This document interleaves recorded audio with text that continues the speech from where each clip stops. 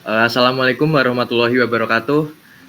Selamat datang di WeTalk 11 Machine Learning Study Jam GDSC Winsuka tahun 2023. Pada WeTalk 11 kali ini kita akan membahas Introduction to Unsupervised Machine Learning yang akan didampingi oleh Mas Imam Sya'bana, angkatan 2020 ya Mas, dari UIN Sunan Kalijaga. Halo Mas Imam. Iya betul. Tes. Iya. Ya. Ya, gimana Mas kabarnya Mas? Mendekati UAS ya minggu depan ya. Kalian pada nggak sibuk kah? Masih mau join ini? Terima kasih loh. Wah, pada semangat nih Mas, udah gak sabar mau belajar machine learning hari ini. Oke, sebelumnya perkenalkan saya Muhammad Nurman Nizam yang akan membantu jalannya WeTalk 11 kita pada malam hari ini. Buat sebelumnya, WeTalk kita pada malam hari ini bakal ada 3 acara seperti biasa, yaitu yang pertama pembukaan, dan yang kedua penyampaian materi dari Mas Imam Sya'bana, dan yang ketiga ada tanya jawab dan disambung dengan penutup. Oke, tanpa berlama-lama lagi, marilah kita masuk ke acara yang pertama, yaitu pembukaan. Marilah kita buka acara pada malam hari ini dengan bacaan basmalah secara bersama-sama. Bismillahirrahmanirrahim. Oke, memasuki acara yang kedua yaitu penyampaian materi kepada Mas Imam Sya'bana. Waktu dan tempat saya persilakan. Baik, terima kasih atas kesempatannya. Jadi sekali lagi ya, nama saya Muhammad Imam Sya'bana, panggil aja Imam Sya'bana, Imam. Ya saya dari angkatan 2020 ya di UIN ya. Di sini angkatan berapa aja yang hadir? Atau ada dari selain UIN Sunan Kalijaga? Angkatan 21, 22, angkatan 20 juga ada. Oh ya, baik-baik. Nah, kita hari ini udah tahu kan, kita akan belajar tentang machine learning tipe unsupervised. Kalian mungkin yang sebelumnya ikut WeTalk sebelumnya yang tentang machine learning sudah belajar supervised ya. Nah, kali ini kita akan belajar yang tipe tidak kalah penting, yaitu unsupervised. Ini saya sudah siapkan PPT untuk membantu menjelaskan. Izin share screen dulu nih.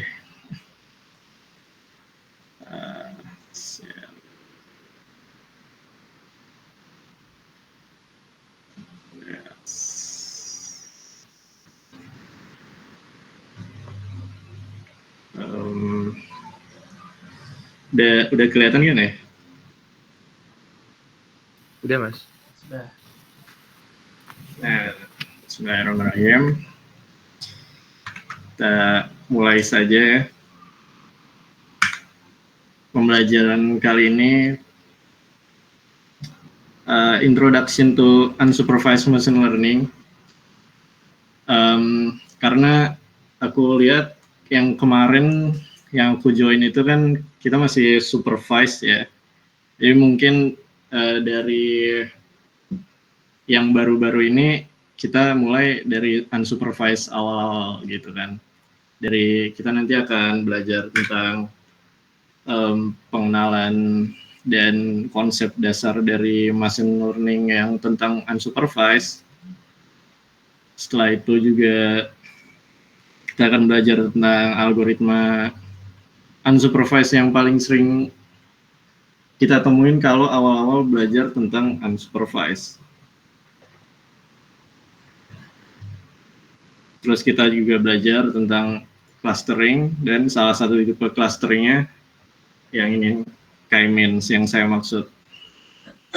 Selanjutnya kita akan mempelajari juga tentang elbow method dan silhouette score, karena ini adalah dua metode untuk mengukur parameter dari parameter untuk mengukur hasil clustering kita nanti. Ini untuk foreshadowing aja ya. Nanti akan dijelaskan kok. Nah, sebelumnya kita akan napak tilas dulu ya, mengingat-ingat apa itu supervised machine learning sebelum masuk ke unsupervised machine learning.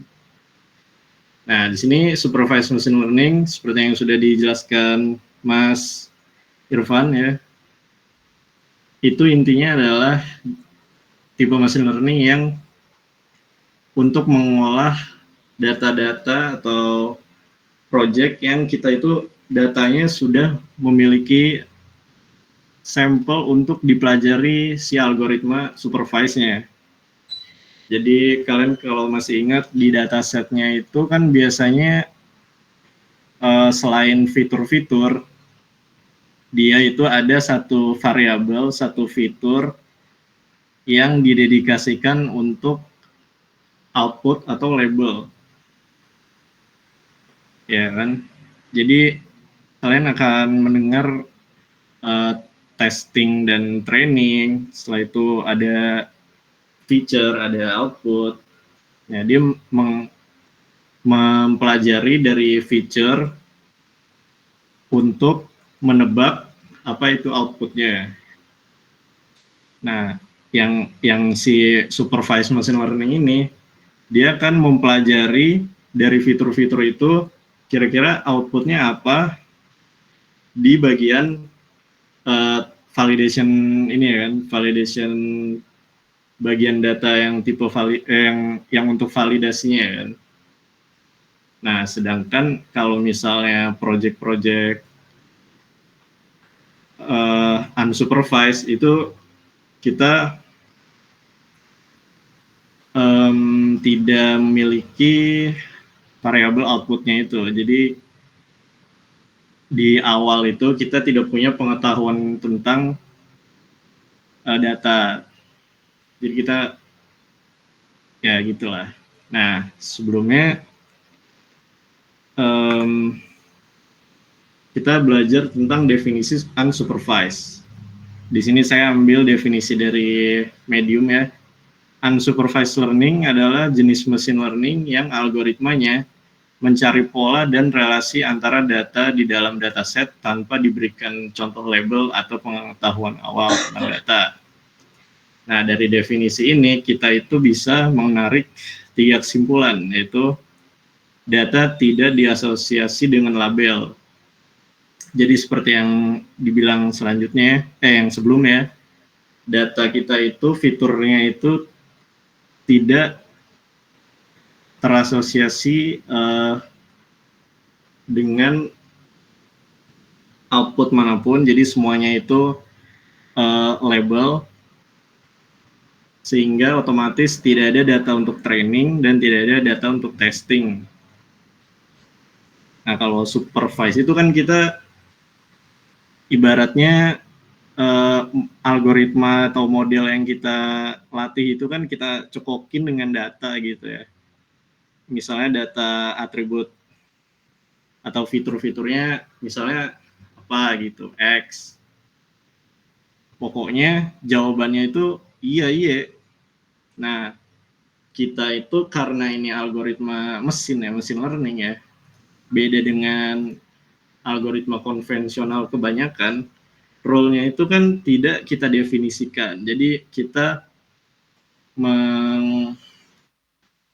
menyuruh si algoritmanya itu untuk mengenali dari fitur itu kira-kira outputnya apa.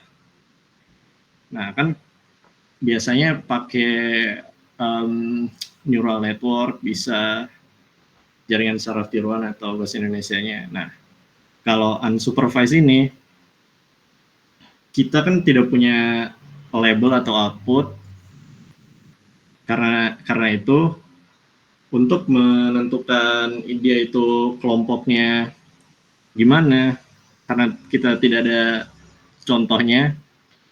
Nah, untuk mengetahuinya itu kita belajar dari karakteristik antar data. Maksudnya adalah dari data-data yang semuanya itu fitur, untuk bisa mengklasifikasikannya itu kita mengelompokkan berdasarkan kesamaan dari masing-masing data. Nah, kan kalau misalnya supervise itu masing-masing data dilabelkan, jadi polanya tuh ya masing-masing label ada polanya. Nah, yang ini tuh kalau supervise kan dihubungkan dengan outputnya, dari fitur ke outputnya. Nah, ini tuh antara fitur dengan fitur yang lain dicari kesamaannya. Itu general dari unsupervised dulu. Sampai sini kita berhenti dulu. Kira-kira ada yang mau ditanyain?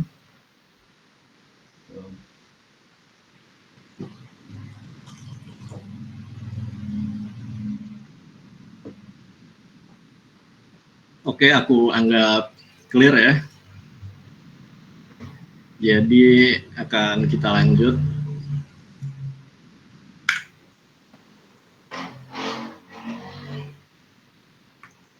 Nah, kita lanjut untuk penggunaan contoh-contoh unsupervised machine learning. Tapi sebelumnya kita ingat-ingat dulu kalau studi kasus untuk supervised machine learning yang telah kita pelajari di WeTalk sebelumnya.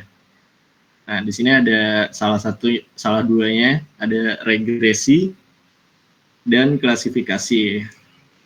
Nah, kalau regresi biasanya itu data-data yang seperti X dan Y ini dari nilai X, misalnya harga tanah dan luasnya gitu ya. Misalnya luasnya berapa meter persegi, 10 meter persegi, harganya segini, ada yang jual segini, ntar ada yang 40 meter persegi jual berapa. Nah, habis itu si supervised machine learning yang regresi, konsep regresi ini dia akan menebak kalau misalnya harga yang sekian meter persegi berapa gitu kan.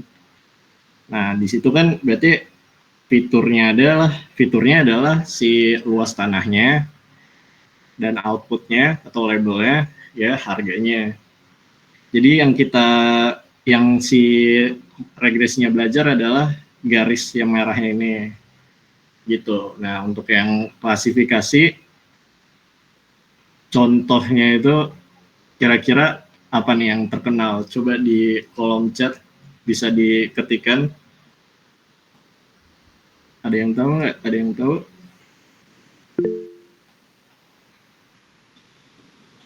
Betul, Agung Rasif. Bisa algoritma yang untuk mengenali kucing dan anjing. Kalau di coding pemula tuh kertas batu gunting juga sama. Atau kalau di bidang sentimen analis mungkin bisa tipe review negatif, positif, atau netral ya. Gitu aja untuk mengingatnya. Nah, kalau di unsupervised machine learning itu ada banyak ya, beberapa di antaranya clustering, dimensionality reduction, anomaly detection, dan lain-lain. Nah, untuk kali ini yang pertama kita pelajari adalah clustering. Mungkin bisa dilanjutkan di pertemuan-pertemuan lain yang lainnya ya kan. Nah, kita masuk ke definisi clustering yang dari unsupervised machine learning type. Dari salah satunya, jadi pengertiannya adalah clustering merupakan algoritma yang memproses dataset yang tidak memiliki label data pada masing-masing datanya untuk dikelompokkan sesuai dengan kesamaan yang ada pada fitur-fitur yang dimiliki data sehingga muncul informasi klaster-klaster yang tersembunyi dan anggota-anggota klasternya. Nah, ini definisinya sangat mencerminkan algoritma machine learning yang unsupervised ya.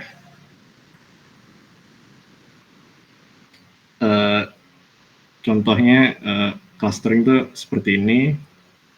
Kalau tadi yang kita sebutkan sebelumnya yang regresi itu yang ada garis merahnya kan biasanya dia sama-sama ini kan, sama-sama punya X dan Y nih. Ini contoh gampang aja dua variabel ya kan.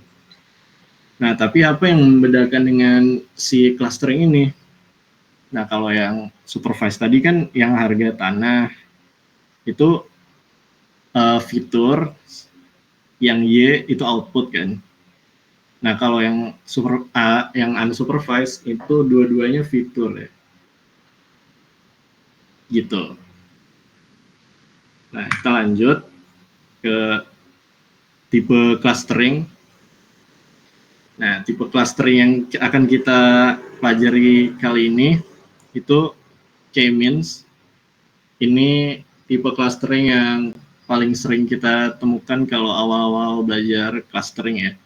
Jadi konsepnya itu mendasari dan bisa dijadikan gambaran tentang clustering itu seperti apa. Jadi untuk clustering lebih canggih lagi, gampang pahamnya. Pengertian yang saya ambil dari Medium ini, clustering K-means adalah algoritma unsupervised learning yang mengelompokkan dataset tanpa label ke dalam cluster-cluster. Nah, ini definisinya udah obvious banget ya. Unsupervised, dia mengelompokkan. Nah, untuk lebih jelasnya kita pelajari algoritma K-means ya, supaya lebih paham. Nah, algoritma K-means itu yang penting itu ada 3. Yang pertama, tahap penting K-means yang pertama itu inisialisasi ya, inisiasi. Nah, pertama kita menyebar pusat cluster atau nama lainnya centroid secara acak sejumlah K-nya ini adalah nilai bilangan bulat integer.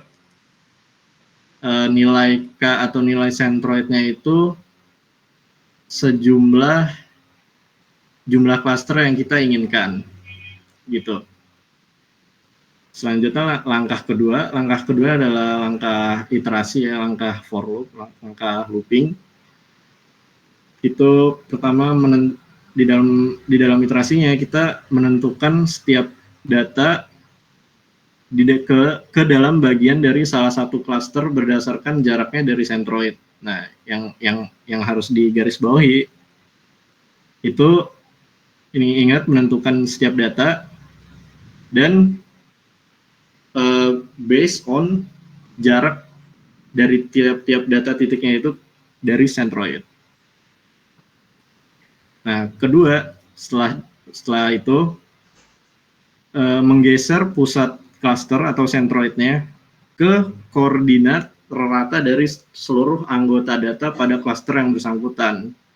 Nah, jadi menggeser pusat clusternya ini berdasarkan rata dari anggota. Nah, ini anggota datanya itu kita dapat dari yang tahap pertama di dalam iterasinya. Anggotanya berdasarkan jarak ya kan. Kalau misalnya ya nantilah dijelasin lebih jelasnya dengan visualisasi supaya lebih paham. Nah, setelah itu langkah ketiga itu diulangi sampai keanggotaan cluster tidak berganti saat centroid bergeser atau bisa juga sampai iterasi yang kita tentukan itu sudah berakhir. Tapi yang proper biasanya sampai keanggotaan cluster tidak berganti saat centroid bergeser. Nah, ini nanti dijelaskan juga ya dengan visualisasi lebih mudah. Nah, ini tadi sama. Nah, pertama kayak yang tadi sudah disebutkan sebelumnya, biasanya clustering itu untuk memudahkan belajar, kita mulai dari yang variabelnya 2 ya. Kita punya satu variabel, kita definisikan sebagai sumbu X, ditaruh di sini nanti apa gitu. Nah, variabel satunya lagi kita taruh di sumbu Y. Jadi hasilnya adalah data-data di dalam bidang 2 dimensi yang divisualisasikan seperti berikut. Ya, selanjutnya kita mulai dari tahap pertama yang tadi dijelaskan di algoritma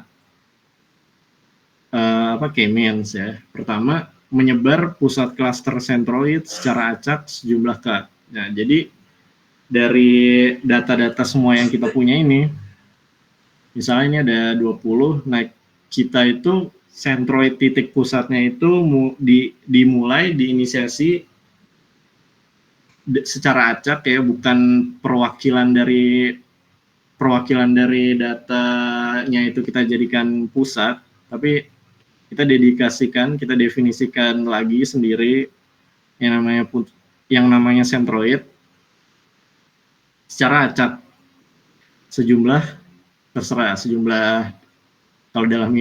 kalau dalam hal ini 2. Itu gampang ya. Kita lanjut. Nah, setelah itu menentukan, ini yang di dalam iterasi tahap kedua, menentukan setiap data ke dalam salah satu cluster, ke dalam bagian dari salah satu cluster berdasarkan jarak titik-titik datanya tersebut dari sentroid. Nah, di sini konsepnya kalau misalnya datanya itu makin dekat ke sentroidnya dibanding sentroid yang lain, nah dia akan menjadi bagian dari si sentroid yang lebih dekat. Gitu. Misalkan titik data yang ini dia lebih dekat ke sentroid yang warna merah atau yang warna biru. Nah, berarti lebih dekat yang ini, yang merah. Nah, makanya yang ini jadi berubah warna merah gitu kan. Nah, yang jauh dari warna merah lebih dekat ke biru, dia jadinya warna biru. Ini untuk visualisasi aja. Intinya yang merah klaster merah, yang biru klaster biru gitu. Nah, jarak dari tiap-tiap data ke sentroid itu ngitungnya pakai rumus Euclidean distance. Namanya Euclidean distance. Nah, karena kita masih belajar, maka dari itu bidang yang 2 dimensi ini lebih mudah dimengerti ya, karena rumusnya itu sama seperti rumus Pythagoras yang kita pelajari di SMA. Di sini ada X minus A di kuadrat dan ditambah Y minus B kuadrat. Nah, di sini X itu, misal X-nya itu kita definisikan koordinat sumbu X-nya si sentroid yang ini. Nah, A-nya itu kita definisikan sebagai salah satu koordinat dari si titik data ini. Koordinat sumbu X-nya. Jadi kalau koordinat sumbu X berarti kan kita referensinya yang horizontal kan. Misalnya ini berapa ya? 6, ini 4, dikurang berarti kan 2 berarti jadi 4 ya kan. 4 di horizontal, terus tegaknya yaitu sumbu Y, panjangnya ya berarti selisih sumbu Y-nya si sentroid dengan ini ya, dengan titik datanya. Nah, udah dapat nih berapa gitu, 10 dan 4. Nah, habis itu kita tarik garis miringnya kan kayak Pythagoras. Didapat jarak gitu. Terus dibandingin jaraknya sama yang pengukuran dengan centroid yang satunya lagi, atau satunya lagi kalau misalnya ada 3. Nah, yang lebih kecil itu berarti masuk ke bagian cluster yang centroid ini gitu kan.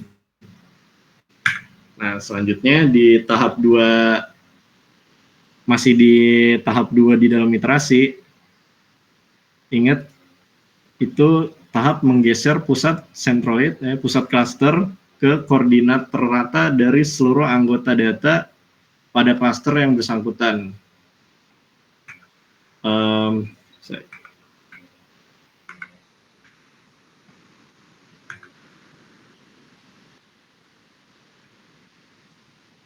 Oh, ya ini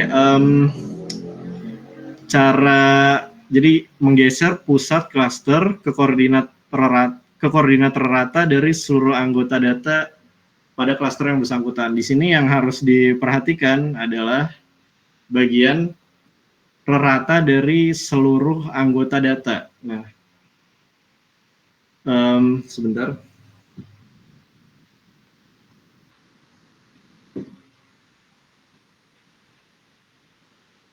Jadi kita harus memahami dulu reratanya yang dimaksud itu apa gitu kan. Nah, kan tadi kan tahap pertama di dalam iterasi kan kita sudah ini ya, sudah mendapatkan nih cluster data yang tadi kita masih titik-titik kuning gitu, belum punya cluster, sekarang udah punya cluster gitu kan. Nah, data-data yang berada di cluster yang sama itu koordinatnya kita hitung rata-ratanya. Rumusnya itu mirip seperti yang enggak deh, nggak mirip deh. Jadi misal di data yang ini kita punya koordinat X dan Y kan, masing-masing datanya ini. Nah, untuk menentukan koordinat untuk si centroidnya itu bergeser, kita itu meratakan koordinat masing-masing datanya yang di cluster yang sama. Nah, misal ini koordinat ini X-nya berapa, koordinat data yang ini X-nya berapa, data yang ini X-nya berapa gitu kan. Pokoknya yang di cluster yang sama itu dijumlahkan terus dirata.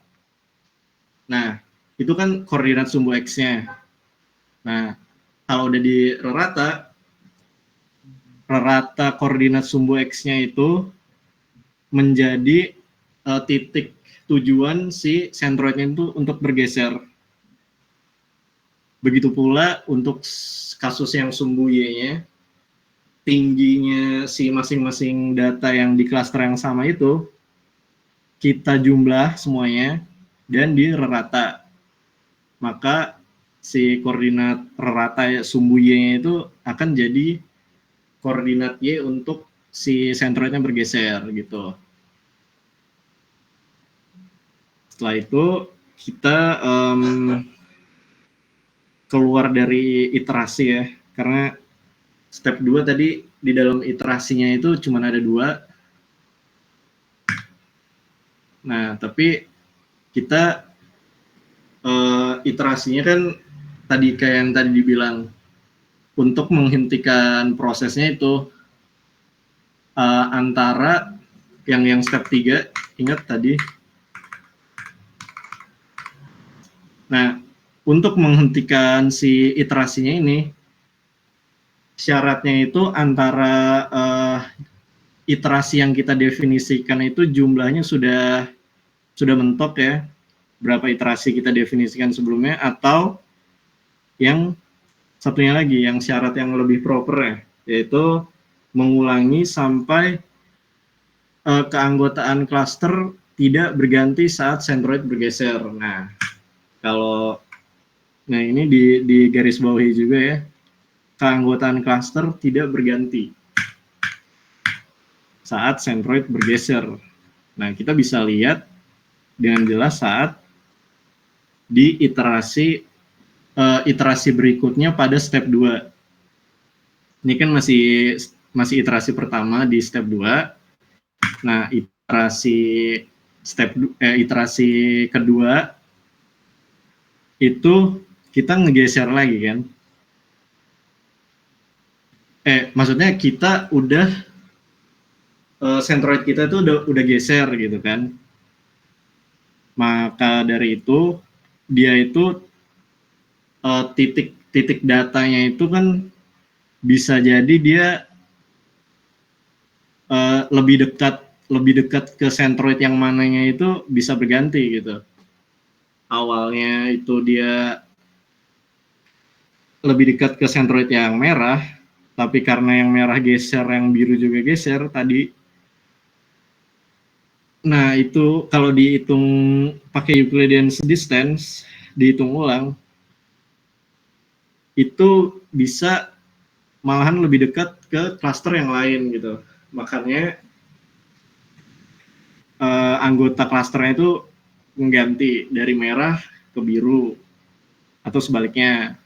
Nah, kalau kayak gitu berarti iterasinya masih jalan terus.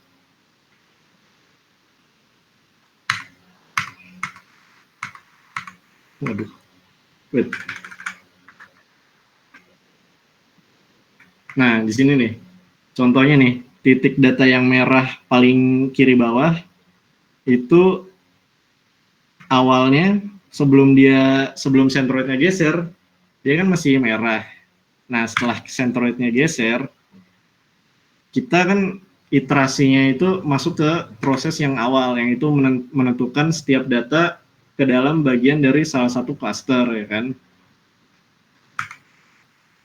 Habis geser, kita masuk ke menentukan setiap data ke dalam bagian dari salah satu cluster berdasarkan jaraknya dari centroid. Nah, karena centroid tadi udah geser, jaraknya pun pasti berubah juga kan. Makanya kita harus hitung lagi. Yang tadinya ini titiknya merah, karena ini geser, berubah jadi biru. Gitu. Nah, setelah itu iterasi 3 dia geser lagi kan, karena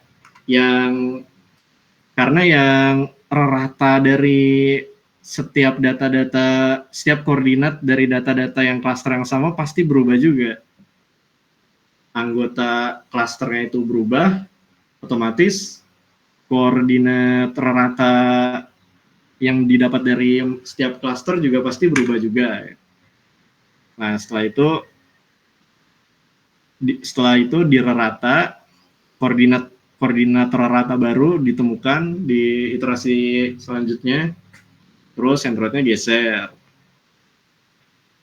Jadi visualisasinya jadi gini, ke tengah, terus menentukan anggota cluster untuk setiap data berdasarkan jarak. Jadi beda, jadi berubah lagi warnanya. Ini iterasi 3. Nah, iterasi keempat seperti ini. Nah, kalau kita lihat iterasi 3 dan iterasi 4 itu si data-data keanggotaan klasternya itu udah nggak berubah ya. Yang merah ini dia anggota klaster yang merah, yang ini titik-titik yang di bawah ini anggota klaster yang biru. Nah, ininya geser pun anggotanya ini udah nggak berubah lagi. Nah, maka dari itu karena dia udah nggak berubah lagi, berarti kita bisa anggap clusteringnya udah selesai. Apa lagi ya? Udah sih itu aja. Sampai sini dulu. Ada yang mau ditanyakan nggak? Coba diketik di chat ya guys. Ini berapa?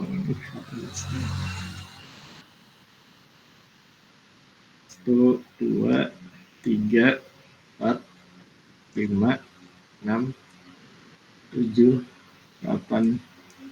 Fitur apaan, Kak? Nah, ini dia. Fitur itu adalah atribut dari data, gitu kan. Kalau misalnya dalam kasus kita nih, yang waktu kita masih belajar awal-awal, fitur biasanya kita 2 aja. Kayak misalnya nanti contoh yang akan kita implementasikan gitu di Python, fiturnya itu bisa pendapatan, terus skor, spending score. Jadi berdasarkan pendapatan dia berapa dan spending score dia berapa, itu kita bisa visualisasikan ke bidang 2 dimensi gitu. Nah, nanti kita klasterkan kayak yang tadi dijelaskan gitu. Jadi si titik-titiknya itu nanti merepresentasikan pelanggan ya. Satu titik, satu pelanggan. Titiknya ini di sumbu X mewakili pendapatan. Jadi makin dia ke kanan, pendapatannya makin besar. Nah, pendapatan itu fitur. Setelah itu kalau misalnya dia posisinya makin ke atas, kan kalau sumbu Y itu misal mendefinisikan spending score ya. Spending score itu maksudnya nilainya 1 sampai 100. Makin mendekati 100 dia pengeluarannya dia tuh besar, dia konsumtif. Kalau misalnya rendah ya dia irit gitu. Nah, dari situ ntar kita bisa klasterkan kayak studi kasusnya nanti kita demokan. Ini fitur gitu kan yang dimaksud, apa maksudnya gimana kan? Apa sudah menjawab?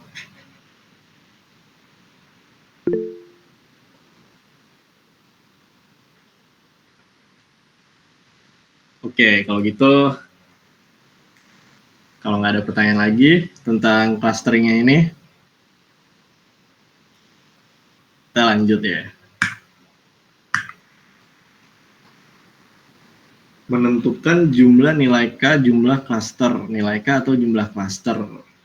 Nah, di sini kalian kalau masih ingat tadi kita udah nyebut Bully apa? Elbow method dan similarity score. Similarity score. Silhouette score. Nah, itu tuh metode untuk menentukan jumlah nilai K-nya ini, jumlah klasternya ini. Nah, pertama kita akan mempelajari kenapa klasternya itu harus kita tentukan jumlahnya gitu ya.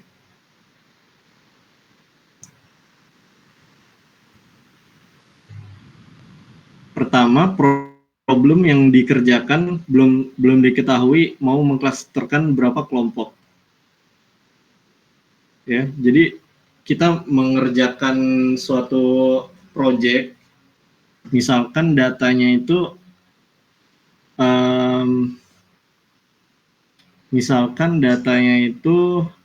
karena kita bukan atau projectnya itu tujuannya belum tahu gitu, ini datanya mau kira-kira targetnya mau berapa cluster. Misal kita ingin mengetahui dari data itu kira-kira informasi data-datanya itu bergerombolnya itu ada berapa gitu kan. Nah, untuk itu kita nggak perlu menentukan dari awal jumlah klasternya berapa. Nah, tapi kita mau menentukan jumlah klaster yang paling menggerombolkan gitu, yang paling mengkelompokkan si data-datanya itu.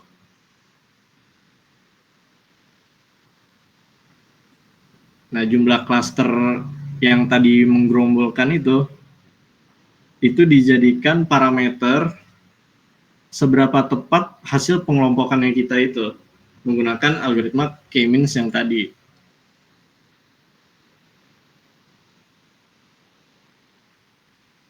Mau bilang apa ya tadi? Nah ya, udah gitu lah. Nah, seperti yang tadi disebutkan, metode untuk menentukan ketepatan pengklasteran kita itu ada dua, ada elbow method dan silhouette score. Pertama, kita akan bahas dua-duanya. Yang kita akan bahas itu pertama elbow method dulu. Jadi ini dilewat dulu. Nah, ini elbow method. Elbow method itu kita lakukan setelah algoritma K-means selesai. Kan kita tadi ini parameter untuk menentukan hasil pengklasteran kita itu tepat atau tidak. Jadi ini dilakukan setelah kita sudah selesai melakukan clustering K-means. Nah, pengklasteran elbow method yang baik, hasil cluster yang baik menurut elbow method itu hasil pengelompokan yang jumlah cluster dan WCSS-nya itu seimbang. Nah, ini nanti kita akan bahas di algoritma elbow methodnya. Nah, di sini konsep dari si elbow ini untuk menentukan nilai WCS-nya itu dengan rumus jarak antara centroid dengan titik-titik datanya yang sudah selesai kita klasterkan.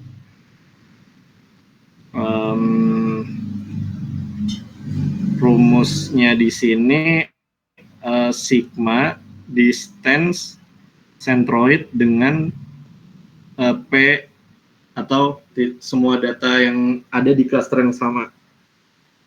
Nah, di sini rumus yang kalian lagi lihat ini rumus untuk satu cluster. Jadi di sini kita breakdown dulu ya. Misal nih C adalah koordinat kita definisiin koordinat centroid. Koordinat centroid dicari distance-nya, dicari jaraknya dengan data yang di cluster yang sama. Nah, habis itu di sini ada sigma, berarti kita itu mengukur jarak data-data di cluster yang sama itu bukan cuma satu data, tapi semua data yang ada di cluster yang sama. Jaraknya kita hitung dari koordinat si masing-masing data ke pusat centroidnya. Nah, jaraknya itu dihitung dengan Euclidean distance yang tadi kita jelaskan. Oh iya, balik ke Euclidean distance-nya. Ada yang aku lupa. Jadi di sini Euclidean distance kan kalian ini ya, kita belajar dari yang contoh dua variabel, dua atribut, ya kan, dua fitur. Jadi bidangnya itu cuma dua dimensi.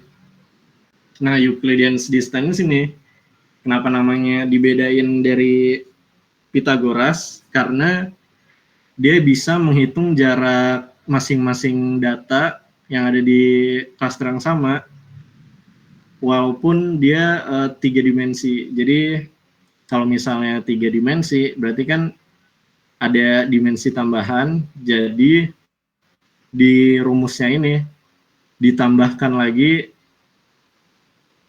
jarak yang mengakomodasi si dimensi ketiganya itu. Misalkan ini kan X dikurang A, ini kan mewakili si horizontalnya yang tadi kan, atau sumbu X lah, terus dikuadratkan. Nah, terus ditambah Y dan B, yang ini merepresentasikan yang horizontal atau sumbu Y. Nah, kalau misalnya nanti ada 3 dimensi, misal sumbu Z, nanti kita tinggal tambahkan lagi ini, misal tambah Z minus C. dikuadratkan, terus di dalam akar juga. Nah, gitulah. Untuk dimensi-dimensi yang jumlahnya lebih dari 2, 3, 4, kita polanya gitu juga kok, sama aja. Nah, lanjut.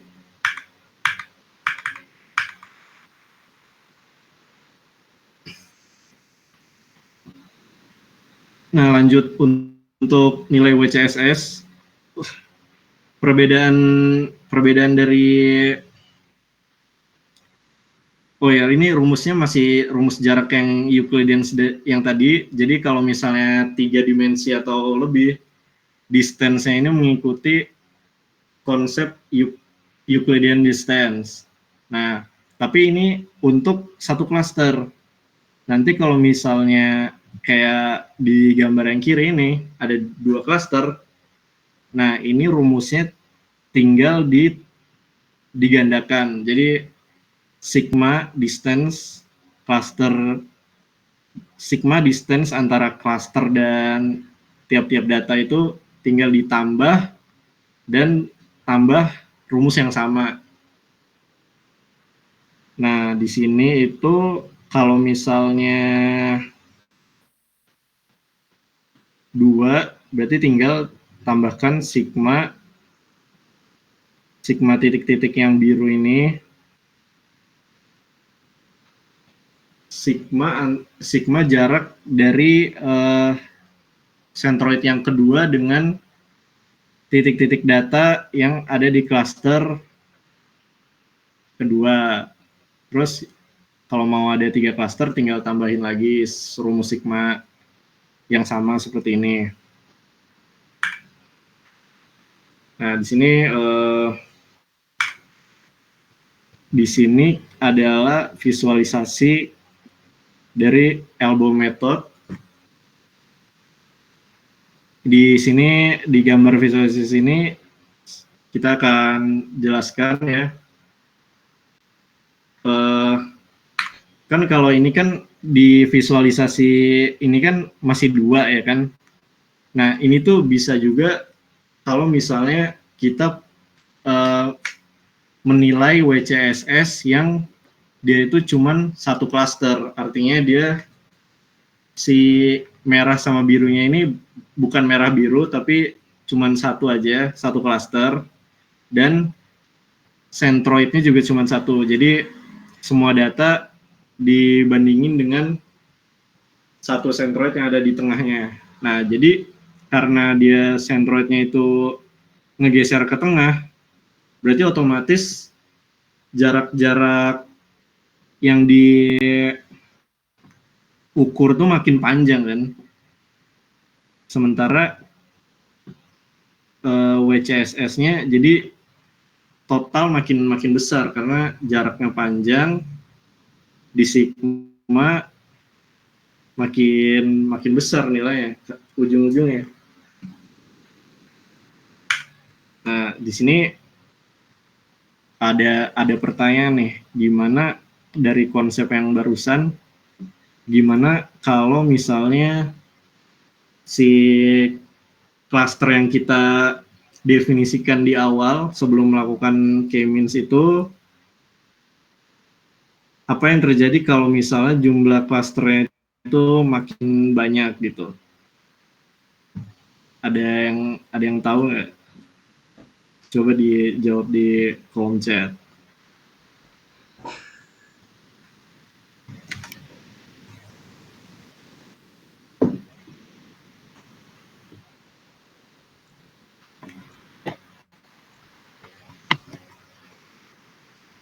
Oke, kalau nggak ada, di sini adalah visualisasi dari elbow-nya tersebut. Nah, kayak yang tadi dijelaskan, kalau misalnya klasternya itu cuman satu, cuman banyak, dia itu otomatis jarak keseluruhan ya, jarak sigmanya itu per masing-masing data itu makin besar kalau dijumlahkan pakai rumus WCSS tadi. Nah, semakin besar jumlah klasternya, dia jarak antara centroid dengan dengan titik-titik data yang di cluster yang sama itu semakin kecil. Polanya begitu. Jadi kalian bisa bayangin kalau misalnya centroidnya itu ada banyak, misalnya ada 20 data di sini, 20 centroid juga, berarti 20 cluster kan, berarti data yang kita hitung WCS-nya itu mungkin dia sigmanya makin banyak ya, makin ada banyak 20 dan dijumlah sigma, tapi distance-nya itu makin kecil. Jadi karena dia nempel 20 centroid 20 data, berarti centroidnya itu ada di koordinat yang sama dengan datanya dia tersebut. Nanti kalau misalnya kalian lakukan dengan jumlah data yang sama nilainya dengan jumlah cluster, ntar dia distance-nya makin 0 gitu. Nah di sini kita kan seperti tadi di pengertian, pengelompokan yang baik adalah jumlah cluster dan WCSS yang seimbang. Nah, di sini dari definisi ini, makanya metode ini dinamakan elbow. Jadi kita menentukan yang seimbangnya itu berdasarkan siku yang ada di visualisasi nilai WCSS untuk setiap clusternya ini. Nah, di sini kalau misalnya kita lihat jumlah cluster 1 itu, kita lihat ke kanannya, dia masih belum landai ya. Di sini masih turun drastis, ketiga masih turun, kedua masih turun. Nah, di cluster yang keempat dia udah mulai melandai, tapi di sini masih bisa ada sikunya gitu kan, masih bisa melandai lebih lagi. Nah, sementara di cluster 5 ini itu nilai WCSS-nya itu turun sudah mendekati hampir lurus, hampir melandai. Nah, kalau udah ada yang siku kayak gini, di setelahnya udah nggak ada siku-siku lagi, kita bisa tetapkan jumlah cluster 5 itu sebagai jumlah cluster terbaik. Nah, nanti kita akan tes gitu ya di Python dengan studi kasus yang mudah. Ini udah elbow method. Selanjutnya yang akan kita bahas adalah silhouette score. Oh ya, sebelum ke silhouette score yang elbow method tadi, ada pertanyaan dulu nggak?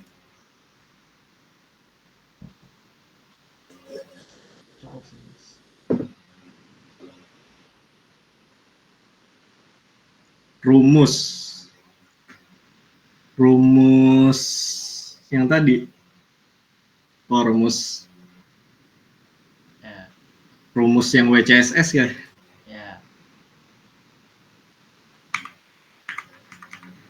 Ini harusnya udah gampang lah ya.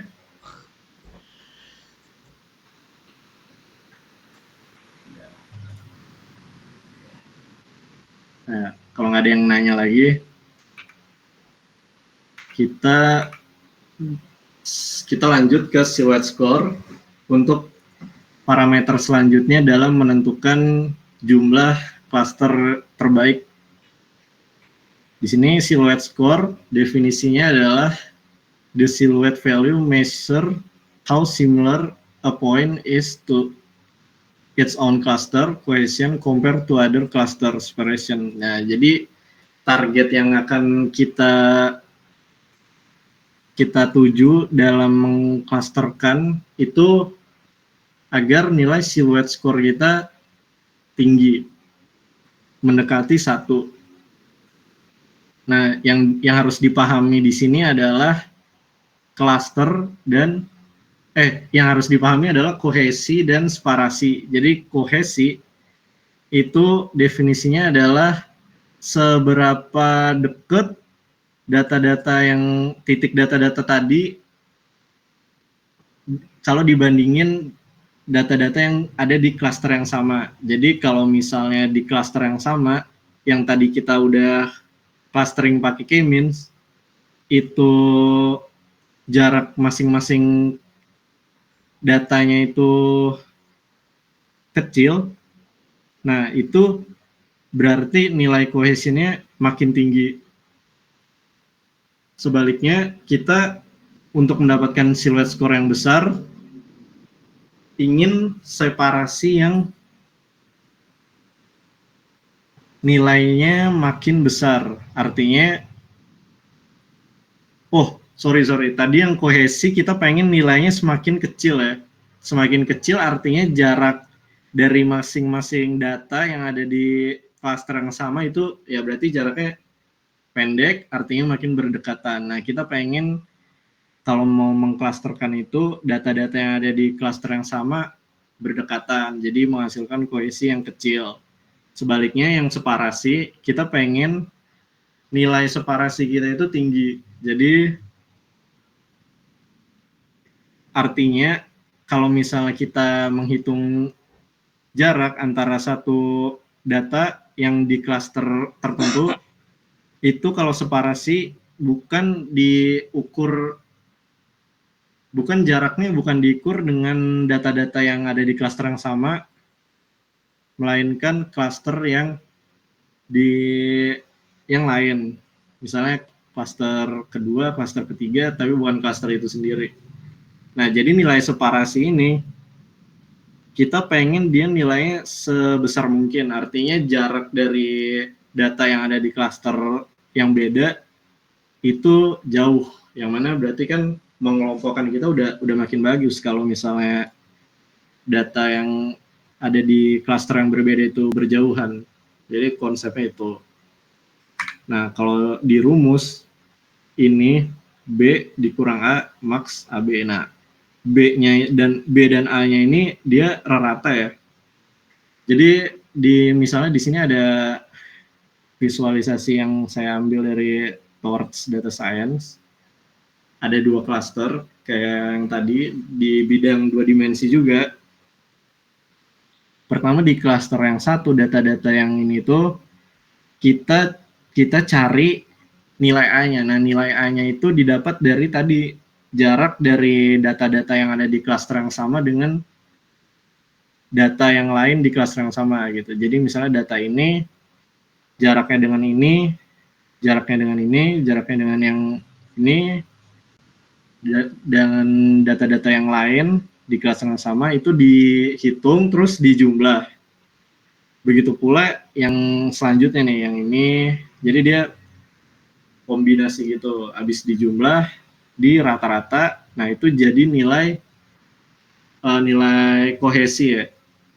Jadi kalian bayangin aja kalau misalnya data-datanya itu berdekatan, misalnya ada 10, 10-nya nempel banget gitu ya di koordinat yang hampir sama, pasti kan jarak kalau misalnya dihitung udah tinggal kecil banget kan. Di jumlah, di rata-rata berarti nilainya tetap kecil. Jadi di minusnya ini meminuskan dengan bilangan yang kecil. Jadi B-nya yang tadi separasi tujuannya adalah supaya sebesar mungkin gitu kan. Kalau B di sini B-nya itu karena ini cuma punya 2 cluster yang contohnya ini, dia menghitung jarak antara data yang ada di cluster A untuk dihitung jaraknya dengan data-data yang ada di cluster yang berlainan. Di sini ada 2 cluster, berarti cuman ini aja yang dihitung jaraknya. Misal data yang ini jaraknya dengan ini berapa, ini jaraknya dengan ini berapa, ini jaraknya dengan ini berapa, dihitung, dijumlah dan dirata. Begitu juga dengan data-data yang lain. Setelah itu dijumlah dapat nilai B. Setelah itu dikurangi dengan A dan dibagi maksimum dari nilai B dan A. Gitu. Jadi di sini bisa dibayangin ya, B-nya kalau misalnya artinya separasi, kita pengen separasi semakin tinggi, sementara kohesi yang A-nya ini semakin rendah. Jadi menghasilkan nilai silhouette score yang tinggi. Kalau makin tinggi silhouette score berarti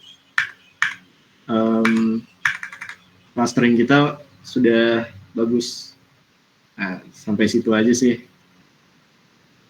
penjelasan konsep dari clustering K-means dan parameter untuk ini ya, menentukan seberapa baik hasil K-means kita. Ada yang ingin ditanyakan nggak dari keseluruhan konsep yang dijelaskan? Karena ini slides-nya udah sampai sini aja sebelum kita masuk ke pendemoannya dengan Python.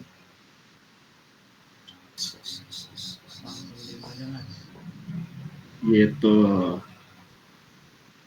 Gimana?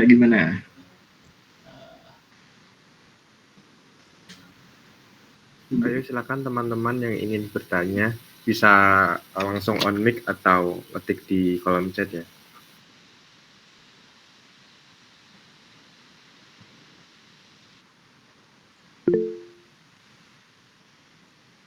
Silakan Mas Nanda. Oke. Tes masuk ya Sardu? Ya, masuk. Oke. Ya sebenarnya juga agak bingung tadi. Iya sih. Tapi Maaf aku kayaknya agak susah juga ngejelasin ya. iya, Coba ditanya biar jelas. emang kayaknya tuh lebih kompleks daripada yang supervisor kan. Aku Oh iya, nanya aja, untuk clustering tuh metodenya kan tadi yang dijelasin kan itu K-means ya. betul. Untuk selain itu tuh apakah ada yang lain itu? Ada. Nah itu Jadi K-means ini dari yang tadi kita perhatikan itu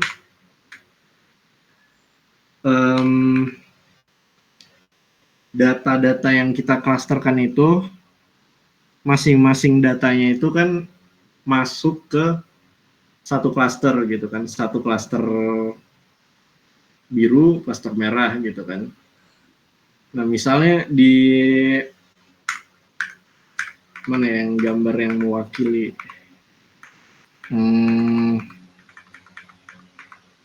misalnya ini deh yang di bagian sini nih, ini kan datanya dibandingkan yang ini dia agak lebih jauh ke pusat klaster kan.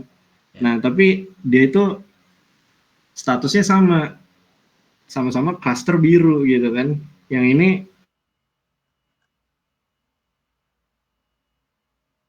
dekat dengan pusat klaster tapi statusnya sama gitu kan.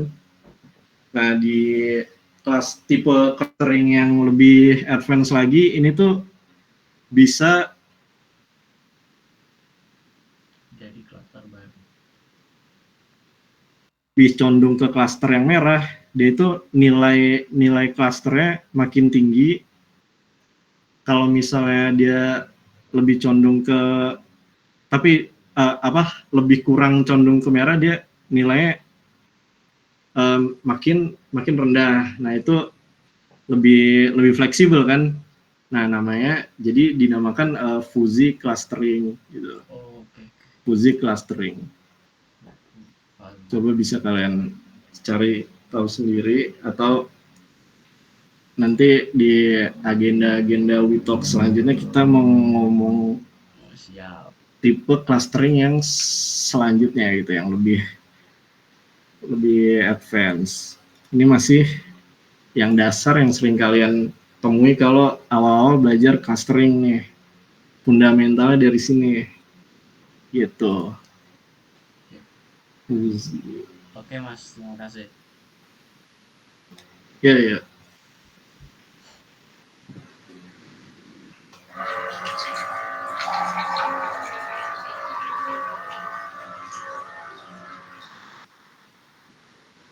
Mungkin kita tunggu 2-3 menit lagi ya. Kalau misal ada pertanyaan masih dipikir.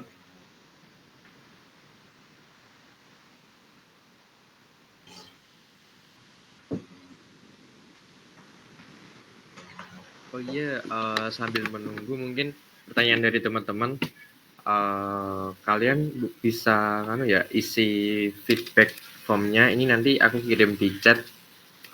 Bisa kalian kasih kritik atau saran buat Talk kita pada malam hari ini. Kayak gitu aja sih.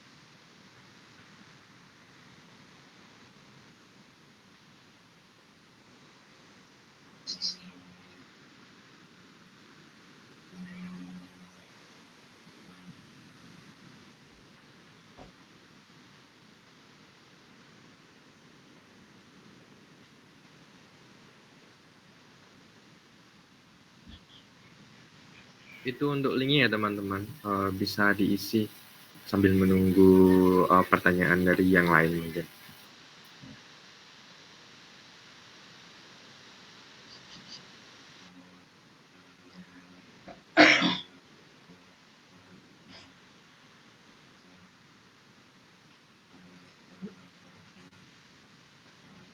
Baik, kalau kayaknya nggak ada pertanyaan lagi, kita langsung lanjut ke sesi praktek aja ya. Di sini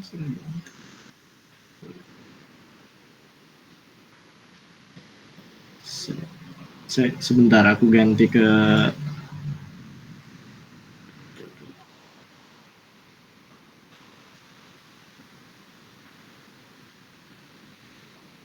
Nah, di sini implementasi si clustering game.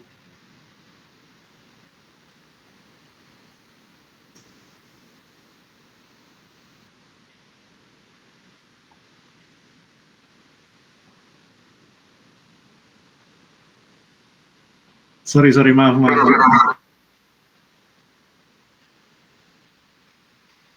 Nah, di sini implementasi dari K-means yang tadi kita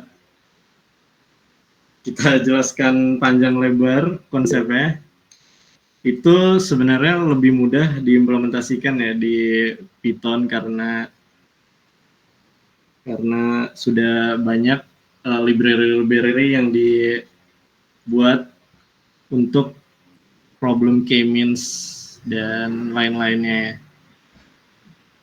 Jadi kalian harus pahamin fundamentalnya dulu ya supaya paham betul gitu sebelum memakai library yang mempermudah gitu.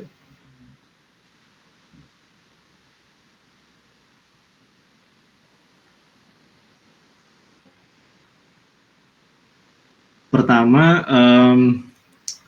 kita import dulu library Python yang akan kita gunakan untuk membantu K-means dan memproses data-datanya.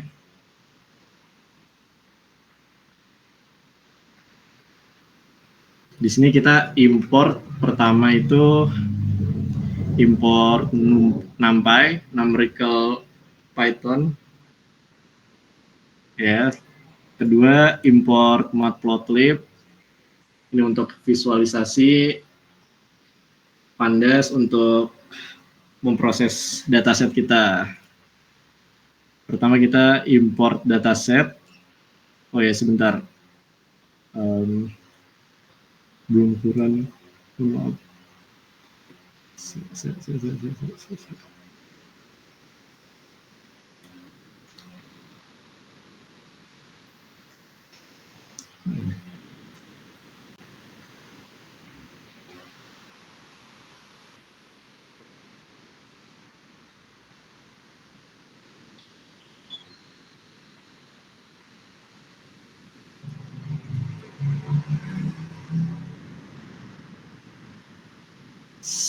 Sebentar guys, lagi mencari datasetnya dulu.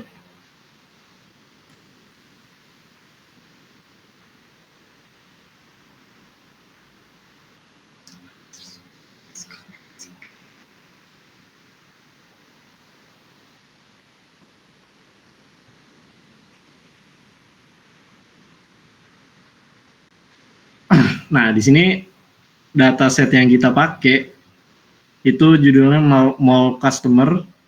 Ini datasetnya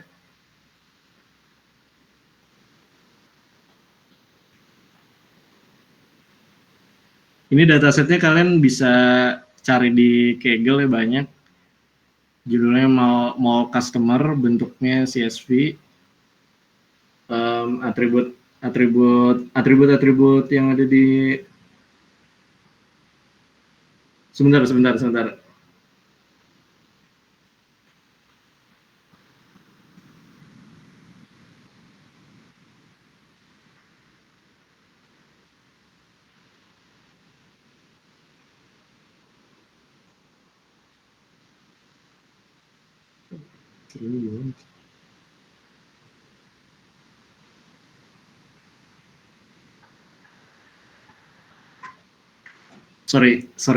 Sorry banget, teknikal.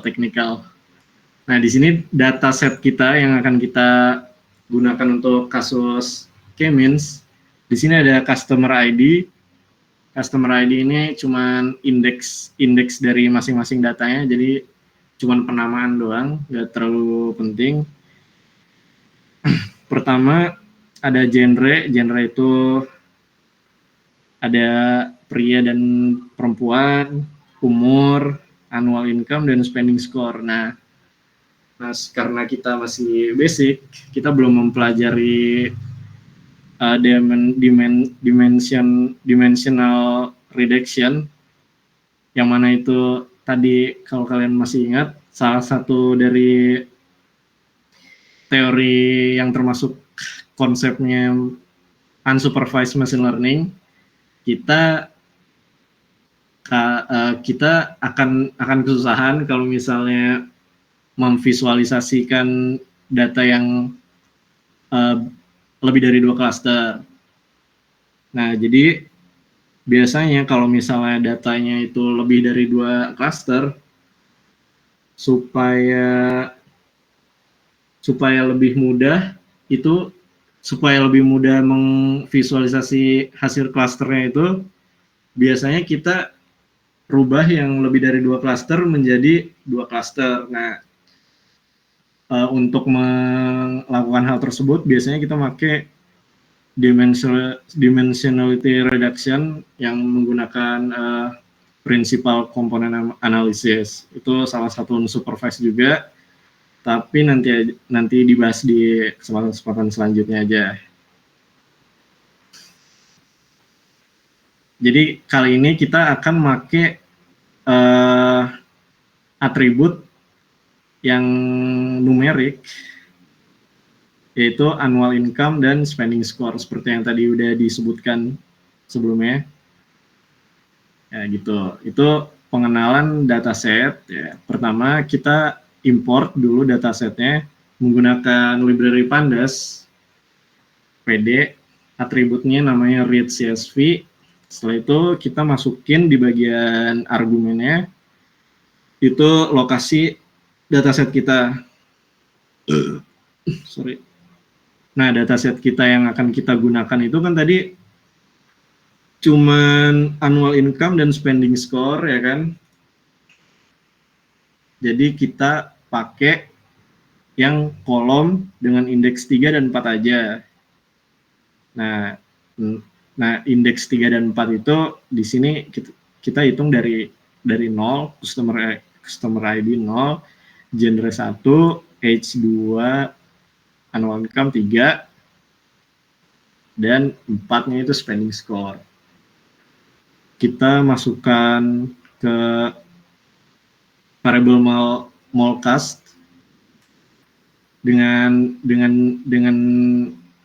ilog ini supaya nanti dia hasilnya menjadi tipenya itu NumPy array. Nah, di sini dataset yang dari masih data frame ini untuk visualisasi aja. Nanti yang mal customer itu bentuknya NumPy array. Nah, di sini merepresentasikan yang bagian kiri itu merepresentasikan income, yang kanan itu merepresentasikan spending score. Jadi makin mendekati 100 spending score itu berarti makin konsumtif gitu. Nah, di sini kita pertama memvisualisasikan data yang kita miliki kira-kira seperti apa. Bisa untuk visualisasinya bisa menggunakan library matplotlib ya. Library matplotlib disingkat biasanya PLT, kita panggil library-nya. Terus kalau misalnya untuk mendefinisikan dua fitur yang tadi, yang dua fitur dua bidang, kita menggunakan atribut scatter. Dia menerima dua argumen. Argumennya itu argumen income dan spending kalau dalam hal ini. Nah, income-nya itu kita jadikan sumbu X, sumbu X ya, income. Nah, spending score atau variable spending kita masukkan ke variable Y. Gitu. Nah, jadi setelah direpresentasikan ke bidang 2 dimensi akan menjadi seperti ini. Nah, setelah udah gini, kan ini masih belum kita cluster. Kita lakukan cluster.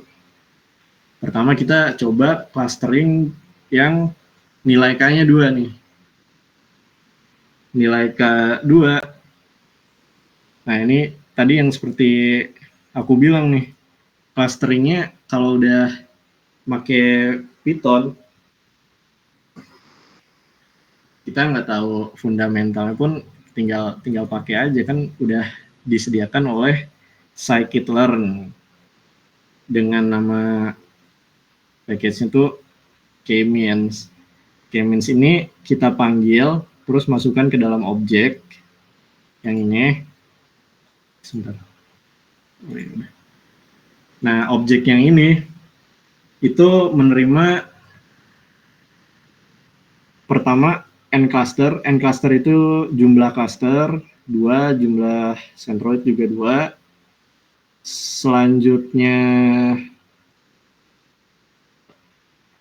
Selanjutnya init ini inisialisasi dari centroid yang tadi kita sebutkan ya kan. Centroid itu di tahap pertama melakukan k-means itu kan kita sebar secara random kan.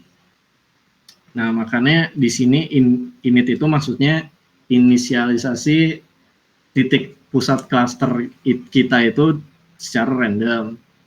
Nah, di sini random state supaya konsisten nyebar randomnya itu setiap kali kita running sebarannya sama. Selanjutnya n-init sama dengan auto. Nah, di sini n-init adalah jumlah iterasi gitu kan.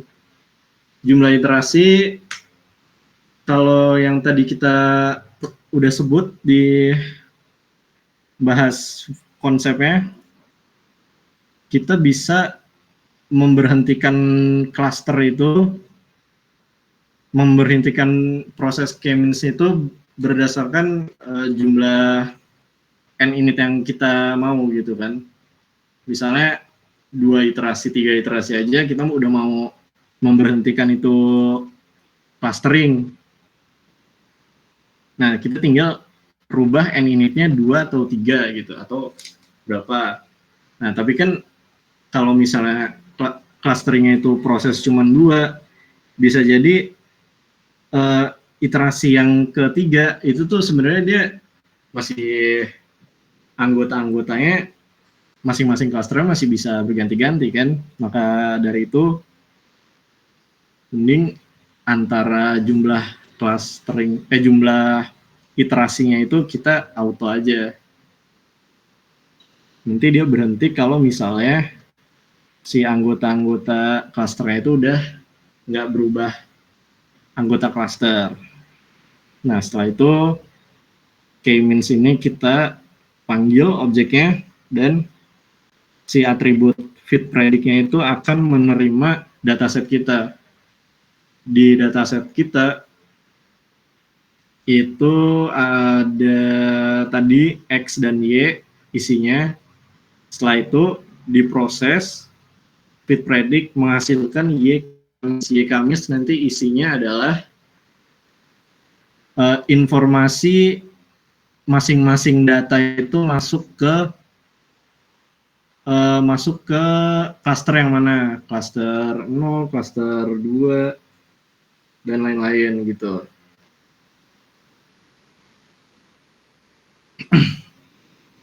Nah, kalau misalnya ini udah selesai, sebenarnya clustering kita udah selesai. Kita tinggal melakukan visualisasi aja. Nah, visualisasinya itu pakai yang tadi matplotlib. Matplotlib, scatter, konsepnya sama. Scatternya itu tadi nerima sumbu X, sumbu Y, ingat. Nah, tapi di sini sumbu X, sumbu Y-nya itu kan tadi masih masih kosong. Jadi mau kita samain aja warnanya nggak masalah. Jadi tinggal kita kasih sumbu X, sumbu Y, datanya mau apa aja di warna yang sama gitu. Nah, tapi kalau misalnya kita udah mengklasterkan gini, untuk mempermudah visualisasi, kita rubah warnanya supaya berbeda masing-masing klaster. Nah, di sini karena ada dua klaster, di sini 2 baris, ya. Di yang baris pertama ini kita untuk memproses klaster yang warna merah, klaster pertama. Jadi di sini sumbu X-nya itu nggak semuanya, tapi cuman yang tapi cuman data-data yang anggotanya itu masuk ke klaster pertama atau klaster yang indeks 0.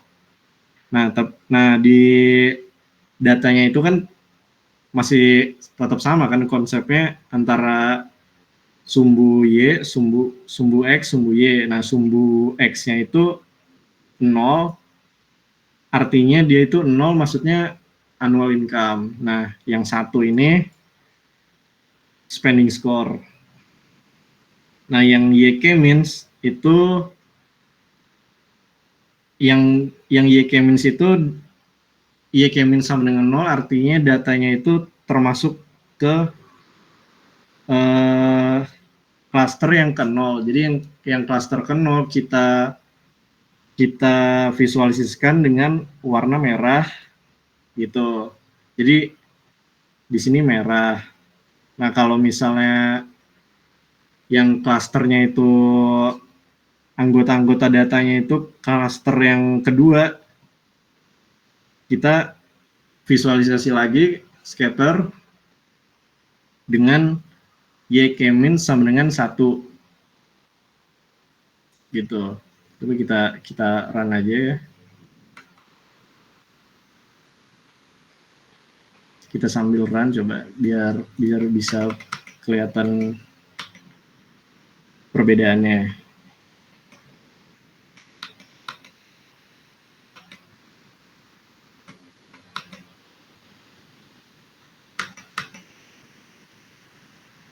Coba kita pertama kita komen-scan dulu yang klaster warna birunya. Harusnya dia hanya menampilkan klaster yang merah saja, yang klaster ke-1. Nah, di sini kalau misalnya kita cuman mau ngelihat klaster yang kedua aja, ya tinggal kita visualisasi yang klaster keduanya aja. Gitu. Itu 2 baris yang pertama. Nah, untuk yang syscentroid itu, jadi waktu kita melakukan k-means, memanggil K-means, dia itu waktu dia menjalankan si fit predict, dia itu selain menentukan masing-masing data itu masuk ke dalam cluster 1 atau cluster 2, dia itu sekaligus menentukan titik clusternya. Kan kita dari fundamental tadi kan untuk menentukan data ini masuk ke cluster 1 atau 2 berdasarkan titik pusatnya ya, berdasarkan centroidnya. Jadi otomatis ini juga udah punya si koordinat centroidnya gitu. Nah, koordinat centroidnya itu kita panggil dengan atribut cluster centers underscore. Cluster centersnya karena kita mau warnanya itu samain aja, sama-sama kuning, jadi semuanya aja kita, dua-duanya nih dalam hal ini kita panggil gitu. Nah, itu bagian clustering K-means-nya sampai situ aja. Selanjutnya kita masuk ke bukan elbow method dulu, ini WCSS-nya. Nah, WCSS-nya ini kita kan awal-awal kita coba cluster K-means yang pertama ini dua cluster. Nah, WCSS-nya itu 181.000 gitu. Ya. Selanjutnya yang silhouette score. Oh iya, yang WCSS-nya ini kita dapat dari atribut yang namanya inertia underscore.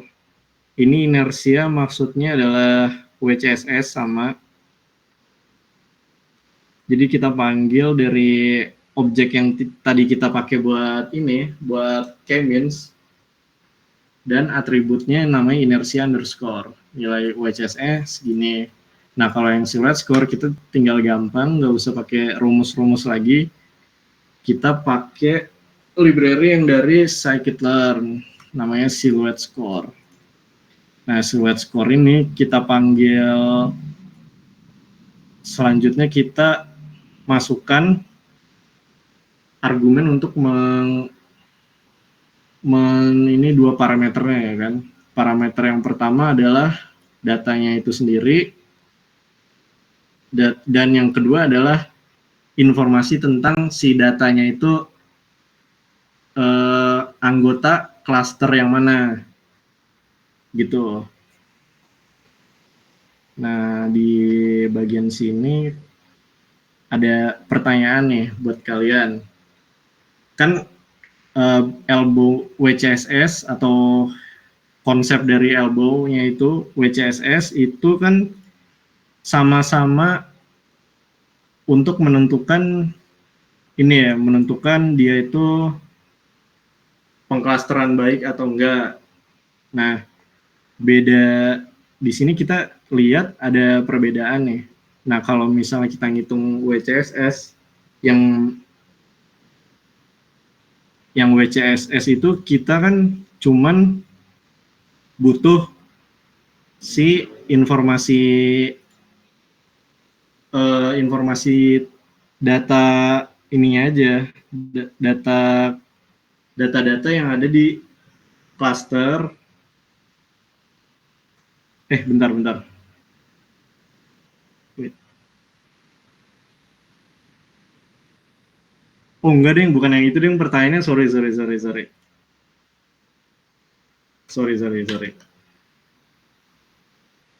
Nah, di sini dua parameter ini maksudnya adalah di sini itu molkas itu ininya tiap datanya, tiap titik-titik koordinat datanya, dan YK-means ini menentukan dia itu titik datanya termasuk ke klaster 1 atau klaster 2. Nah, ini berfungsi karena kita kan ingin menentukan nilai kohesi dan separasi ya. Jadi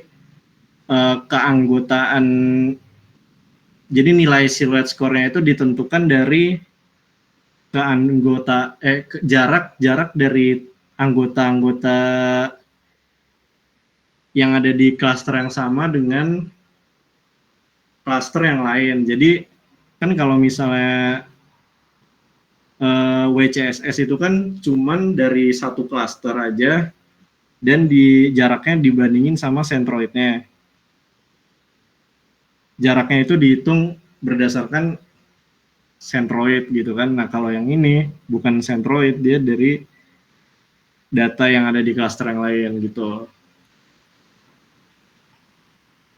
Nah selanjutnya k-means yang ketiga ini sama persis, prosesnya cuman ngeganti n cluster sama dengan 3. Karena kita pengen ini salah nih, clustering k-means sama dengan 3, k-nya sama dengan 3. Nah, di sini kita nambahin satu baris karena untuk mengakomodasi cluster ketiganya itu yang warna hijau. Di sini yang harus kita perhatikan adalah kalau misalnya 3 cluster itu nilai WCSS-nya jadi 106.000. Sementara kalau yang 2 cluster 181.000. Jadi dia makin kecil ya. Ini berarti membuktikan konsep yang tadi kita jelaskan di PPT-nya. Gitu. Nah, untuk nilai silhouette score kita coba teliti ya, kira-kira 0,46 yang 3 klaster lebih kecil atau lebih besar. Nah, ternyata lebih besar, berarti makin banyak jumlah klasternya sampai sini, kalau yang silhouette masih lebih bagus daripada yang 2. Yang keempat juga konsepnya gitu, sama aja ini implementasi k-means-nya. Selanjutnya inersianya kita lihat bisa makin turun. Si siluetnya juga makin naik sedikit. Nah, gitu. Nah, tapi kan kalau misalnya kita mau menentukan elbow method atau silhouette score yang kita nentuin ini satu-satu kan susah. Apalagi elbow method kan harus visualisasi WCSS yang masing-masing cluster dari 1 sampai banyak gitu kan, untuk mengetahui sikunya. Nah, makanya kita gunakan elbow method dan silhouette score. Intinya itu kita konsepnya sama seperti yang WCSS tadi, tapi kita looping. Jadi di sini WCSS-nya itu awal-awal kita kosongkan dulu, di sini list kosong untuk menampung nilai WCSS-nya. Nah, di sini di dalam for loop-nya itu sama seperti yang tadi kita satu-satu ini, tinggal jumlah klasternya kita masukkan dengan variabel iterasi. Kalau tadi kan kita angka tuh, ini variabel iterasi. Bedanya di situ, ini masih sama. Visualisasi kita akan menggunakan matplotlib juga untuk memvisualisasi yang sumbu Y-nya itu jumlah cluster dari 1 sampai 10 di sini. Karena 11-nya tidak dihitung ya, range 11-nya. Dan sumbu Y-nya itu berapa ya tadi? Sumbu Y-nya itu WCSS. Ini sumbu Y, ini sumbu X-nya. Nah, di sini kita bisa lihat kalau misalnya 1 itu di atas 250.000.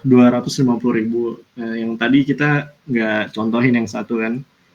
Nah, kalau yang 2 itu sekitar mendekati 200.000, sama seperti yang tadi kita dapatkan ya, 181.000 sekian. Nah, di sini elbow method yang kita dapat visualisasinya adalah sebagai berikut. Jadi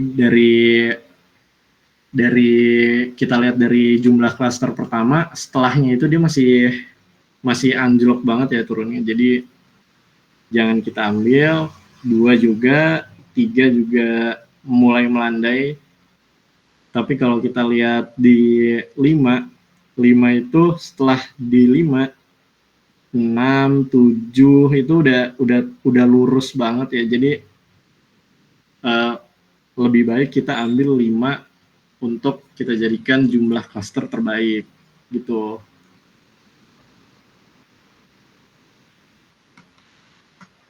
Nah, ini bisa dilihat ya yang tadi kita coba manual satu-satu, clustering satu-satu, jumlah yang 2 cluster, 3 cluster sama ya nilai WCSS-nya. Itu dari metode menentukan jumlah cluster dari yang elbow. Nah, untuk memastikan lagi kita juga pakai dari silhouette score, dari perspektif silhouette score.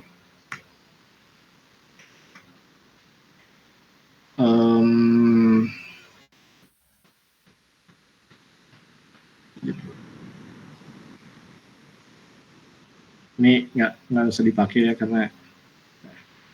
Nah, di sini silhouette score kita juga sama seperti yang tadi, yang kita melakukan satu-satu seperti ini, tinggal bedanya kita for loop-kan aja. Kita cek satu-satu, kalau misalnya silhouette score yang jumlah klasternya itu 2, 3, 4, itu nilai silhouette score-nya berapa. Sama persis, tapi ini pakai for loop supaya bisa lebih mudah. Kita tahu lebih mudah aja. Di sini pertama karena kita ini silhouette score kan untuk menentukan seberapa baik pengkelompokan itu, kita pertama melakukan K-min sama seperti yang tadi. Selanjutnya silhouette score ini juga sama seperti yang tadi. Di sini itu koordinat. Nah, koordinatnya itu kita masukkan juga informasi dia itu anggota klaster mana-mananya dengan informasi K-min-nya itu. Nah, di sini ada pertanyaan singkat nih. Nah, kalau tadi kita elbow method itu, kita kan ngeceknya itu berdasarkan jumlah klaster yang dari 1 sampai 10 ya kan. Ini 1 sampai 10. Nah, kalau yang silhouette score ini kenapa kita ngeceknya dari 2, dari jumlah 2 siluet, 2 cluster? Jawabannya kalau ada yang tahu bisa di chat di kolom komentar. Karena kalau misalnya kita coba satu nih ya, satu cluster, dia harusnya nggak mau, tuh kan? Errornya seperti ini. Jawabannya kira-kira kenapa? Ada yang tahu nggak? Ini berhubungan dengan fundamental yang tadi. Ada pertanyaan ternyata. Nanti boleh di-share, Kak? Boleh di-share. Apakah K-means clustering itu bisa dibuat ngelompokin ya? Misalnya jenis bunga iris. Jenis bunga iris bisa juga kita kelompokkan. Metodenya juga bisa pakai K-means. Nah, kalau jenis bunga iris itu kan kita ngomongin ini, ngomongin gambar ya. Bukan cuman data 2 dimensi kayak ini, kayak yang lagi kita pelajarin ini. Nah, jadi fitur-fiturnya itu lebih kompleks, masing-masing pixel jadi fitur. Nah, untuk ngelakuin clusteringnya itu nanti kita bisa dengan cara fitur extraction masing-masing informasi pixelnya itu. Nah, itu biasanya bisa dilakukan pakai apa ya, convolution gitu untuk mengekstraksi fitur-fitur yang ada di citranya itu, gitu sih. Ini yang clustering ngelompokin bunga ini. Untuk kalau yang metode clustering ya, aku juga belum pernah sih.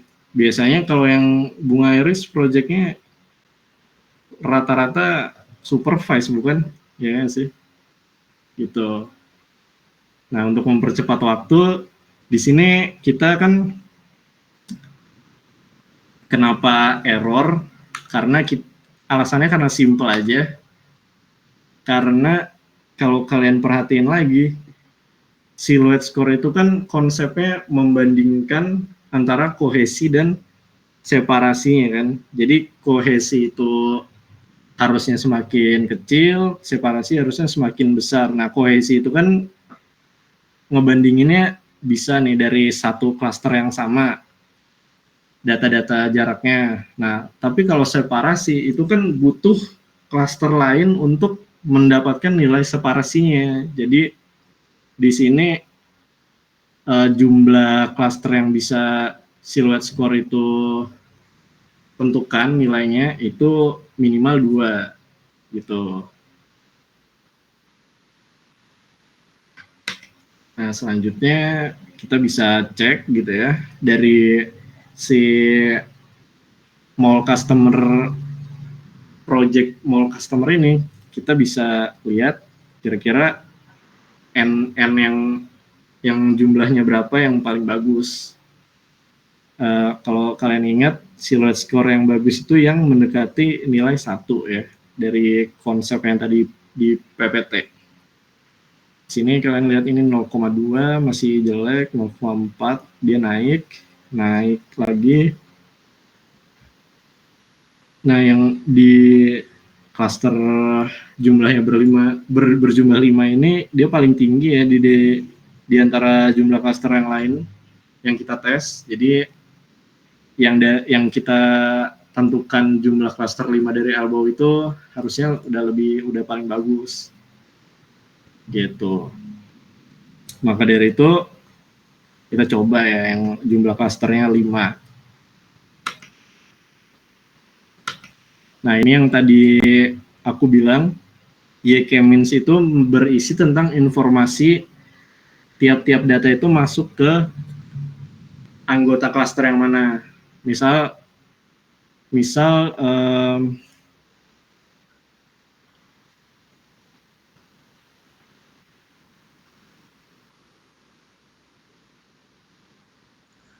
income ya, income.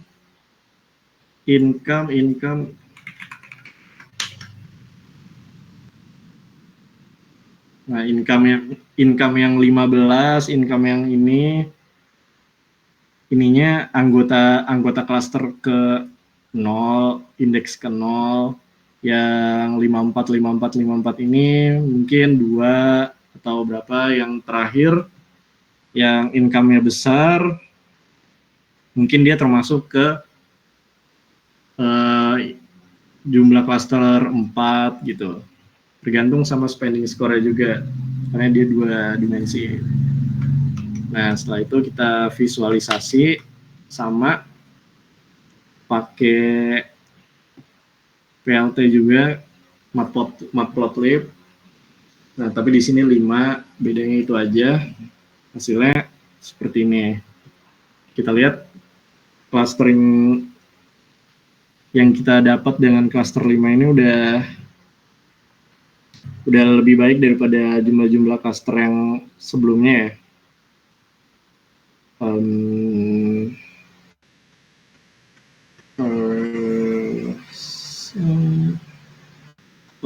Udah habis deh.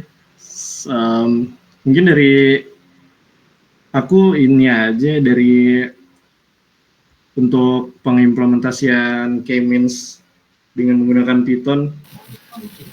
Berhubung waktunya hampir habis juga, mungkin bisa pertanyaan tentang implementasi di Python-nya ada, kalau ada yang ingin disampaikan bisa langsung di chat ya. Mohon maaf waktunya soalnya udah tinggal dikit. Oke, silahkan teman-teman yang ingin bertanya bisa on mic atau boleh kok. Silakan yuk.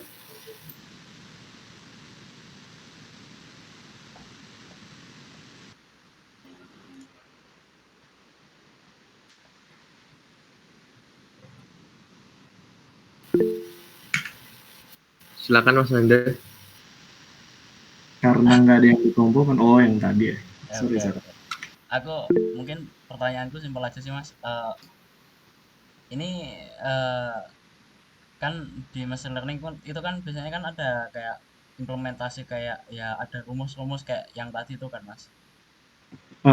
Nah, apa semuanya tuh apa udah ada itunya ya? Apa kayak library-nya tuh udah lengkap semua ya gitu. Tinggal dipakai aja ya berarti. Atau kayak Oh, kadang kita tuh perlu kayak mungkin from scratch gitu kita buat sendiri atau kalau yang terkenal sih biasanya udah banyak yang membuat ininya ya, membuat library-nya. Kayak dari scikit-learn tuh dia banyak banget membuat library-library yang konsep-konsep yang ada di machine learning. Tapi kemarin tuh aku bikin apa ya, fuzzy gitu. Kadang kalau kita pengen custom gitu ya, kita pengen visualisasinya pengen yang kayak gini, atau kasusnya ini kita pengen kayak gini, biasanya bisa dibikin sendiri sih. Tapi kebanyakan mungkin kalau karena Python tuh ini bahasa terkenal juga ya, jadi komunitasnya besar, programmer-programmernya tuh banyak yang membuat library gitu untuk machine learning dan lain-lain. Jadi aman lah untuk konsep-konsep machine learning yang rumit, bisa tinggal pakai aja library-nya. Oke Mas, terima kasih.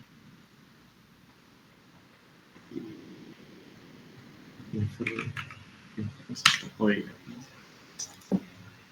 Gitu.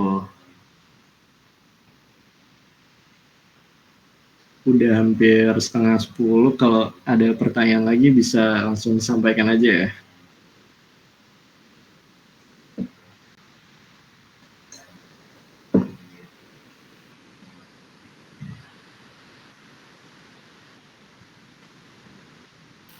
Oh iya, saya mau tanya Mas. Misalkan itu kalau sistem rekomendasi itu termasuk clustering ya maksudnya?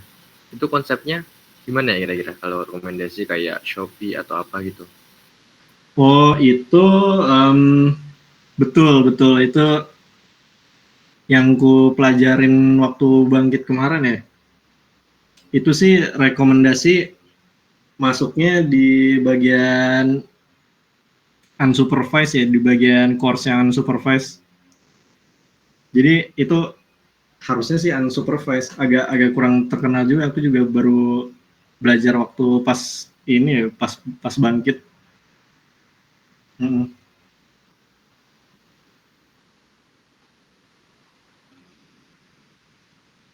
Kan kalau rekomendasi itu kan seingatku, misal data kayak apa sih, preferensi belanja orang-orang gitu kan, dia sukanya belanja apa ya kan.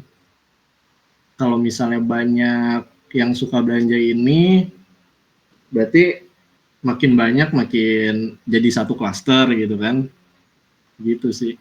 Berarti dia kan konsepnya kayak definisinya unsupervised banget gitu, kayak yang ini clustering gitu.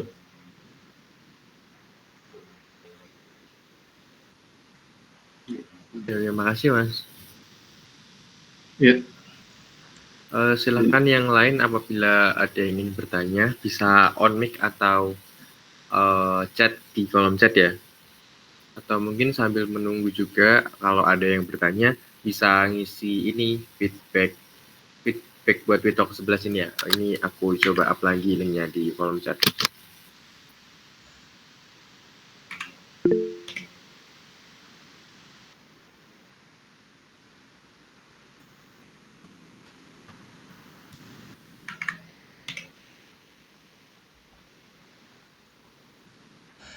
Kasih foto.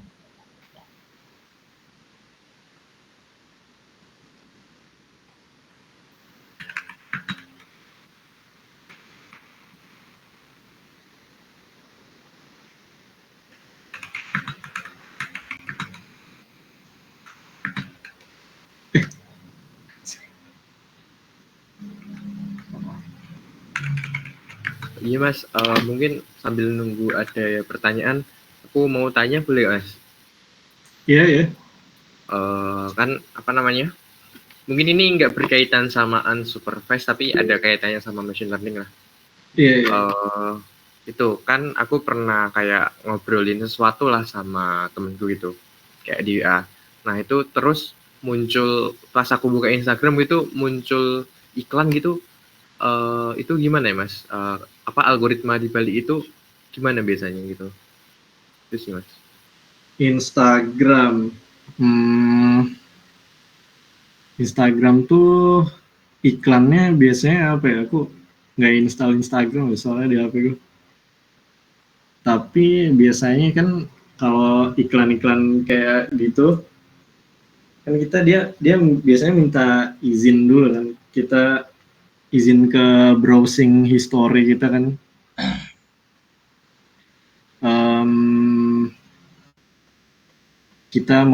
Kita lagi browsing apa, barang apa, nanti barangnya itu mungkin muncul di iklan-iklan kita kan. Kalau misalnya dari ini ya, yang machine learning gitu ya. Tapi beda kalau kayak iklan-iklan yang dia langganan ke Instagram gitu, bayar, mau kita apa ya keluarnya yang itu. Tapi kalau yang kayak iklan yang personalized gitu ya,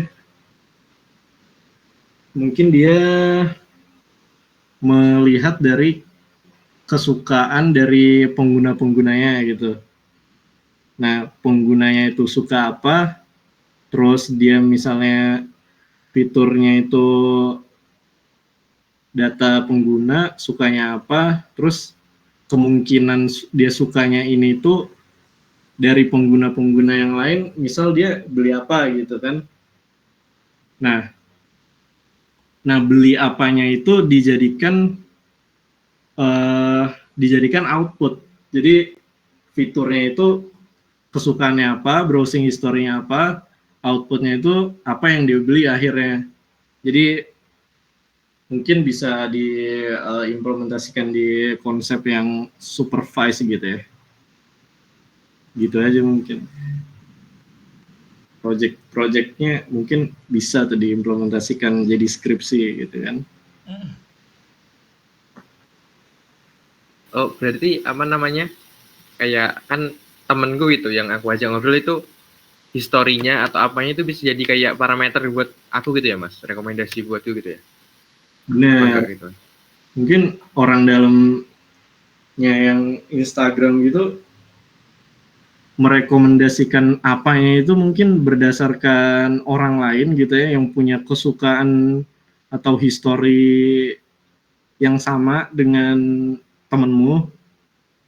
Nah, kesukaannya dia apa, historinya sama, tapi orang lain tuh udah ada itu yang beli tuh. Nah, temenmu masih nyari-nyari itu, direkomendasiin tuh barang yang udah dibeli sama orang lain, pelanggan lain yang histori atau kesukaannya sama gitu.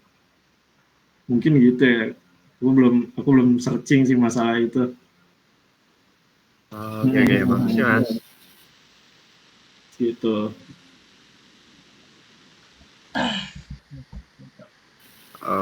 Oke, ayo silakan teman-teman yang ingin bertanya bisa raise hand atau chat di kolom chat ya. Kita tunggu sampai kira-kira mungkin 3 menit sampai 33 ya. Tinggal dokumentasi dulu. Mungkin bisa tinggal dokumentasi dulu kita. Boleh. Yuk teman-teman on cam yuk buat dokumentasi. Ayo on cam yuk. Mas boleh tolong ini share screen-nya di anu nggak Mas Imam? Oh iya lupa. Oke. Ayo teman-teman on cam, waduh. Kita last man standing-nya Meetup kali ini 11 ya. Tadi 19 ada kayak gitu. 20 enggak? 19. Ya keren, lumayan. Udah liburan, ini kayaknya udah setengah tahun ya ini tuh. GDS udah setengah tahun nggak sih? Udah 4 bulan ya? 6 bulan? 4 bulanan. Oh, Sekitar 4 bulan. Sumpah nggak kerasa sih. Jadi lead GDSC sama ikut bangkit tuh seru. Nggak kerasa apa-apa. Ayo ya on cam ya lo. Asan, ayo. Ayo. Teguh Muhammad, ayo on cam. Bang Ihan kalau ada on cam. Lieutenant Rian nih siapa nih? On cam yuk. Bayu Wicaksono on cam. Terus ini ada Kak Humairah Wahidatul Izzah. Oh, ini siapa ya? Ini dari mana, Kak? Halo? 23 kah? Prodi matematika, Kak. Oh, ke matematika keren. Angkatan berapa? Angkatan 22. Oh, 22 keren. Oke. Satu. Oke, mantap. Jangan ragu untuk join ya. Ayo mau on cam ikut foto nggak? Tinggal 3 nih. Mungkin 1 menit ya. 2133 nanti kita mulai. Ya 2111 ya. Ini coba cek. Angkatan 20-nya ada 3 nih. Angkatan 21-nya aku tok. 1. Angkatan 22 cuma 1 doang kayaknya. Alfian wah menyerah. Angkatan 23-nya ini Bayu Wicaksono dari mana? Informatika 23 kah? Atau Iya Mas, 23. Oke, keren. Ajakin semuanya temanmu join. Barangkali tahun depan jadi lead GDSC, oke. Gasin. Loh, beneran. Aku sekalian promosi kan ini. Nggak apa-apa loh. Ada GDSC lain tuh dia baru semester 3 tuh udah jadi lead GDSC. Berarti tuh dia kan daftarnya dari semester 2. Dia keren kok. Nggak apa-apa. GDSC nggak rumit kok. Al aja bagus kayaknya Mas. Al siapa? Ya Waduh, udah. enggak dulu. Ahmad Al-Ghazali. Siap. Langsung aja komen nanti kapan-kapan lah buka itu. Barang. Ada rekomendasi dari lead sebelumnya soalnya. Ada kodenya. Oke, udah 2133. Ayo on. Gaya biasa dulu. 1 2 3. Yuk baru gaya GDS yuk. Gini. Gini.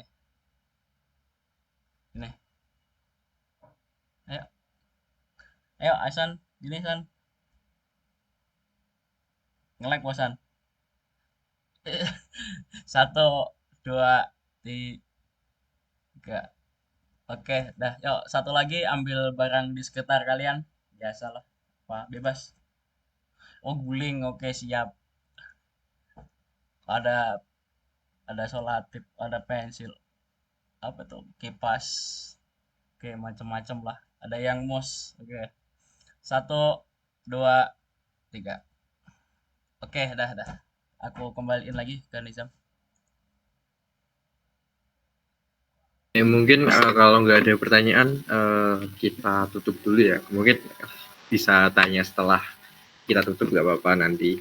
Kalau Mas Imamnya nggak ada acara lain gitu ya. Oke, masuki acara yang terakhir yaitu penutup. Marilah kita tutup acara pada malam hari ini dengan bacaan basmalah secara bersama-sama. Alhamdulillah secara bersama-sama. Alhamdulillahirrabbilalamin. Alhamdulillah. Kira mau mulai lagi. Mungkin mohon maaf apabila ada salah dan kata sebagai moderator. Terima kasih atas kehadirannya pada WeTalk kita pada malam hari ini. Selamat berakhir pekan dan Jangan lupa ikut Witalk kita pada bulan depan. Wassalamualaikum warahmatullahi wabarakatuh. Waalaikumsalam. Waalaikumsalam. Salam. Waalaikumsalam warahmatullahi